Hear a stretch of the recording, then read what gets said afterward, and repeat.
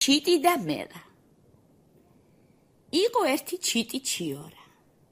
ტყეში ხეზე მოხერხებული ალაგი იპოვა და ბუდე გაიკეთა. მერე შიგ ჩაჯდა და 3 კვერცხი დადო. 2 კვირაზე გამოჩეკა პატარა ჩიორები.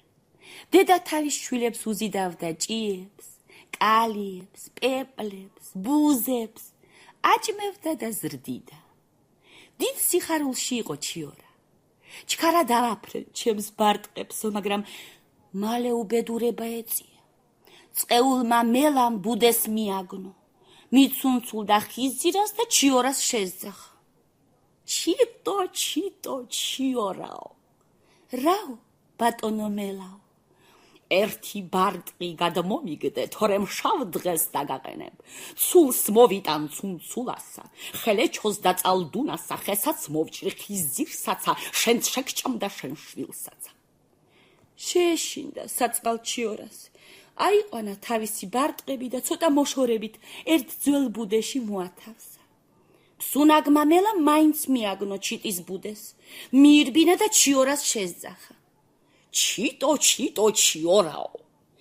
რაო, ბატონო მელაო. ერთი ბარტყი გადმომიგდე, თორემ შავ დღეს დაგაყენებ. ცულს მოვიტანო ცუნცულასა, ხელეჩოს და წალდუნასა, ხესაც მოვჭრი ხიზირსაცა, შენ შეგჭამ და შენ შვილსაცა. დაღონებულმა ჩიორამ აიყვანა თავისი ბარტყები და უფრო შორს ერთი ხის ხავსიან ტოტებში დამალა.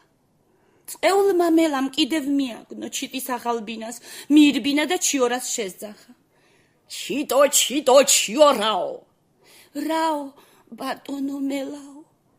ერთი ბარტყი გადმომიგდე, თორემ შავ დღეს დაგაყენებ. ცულს მოვიტანო ცუნცულასა, ხელეჩოს და წალდუნასა, ხესაც მოვჭრი ხიზირსაცა, შენ შეგჭამ და შენ შვილსაცა.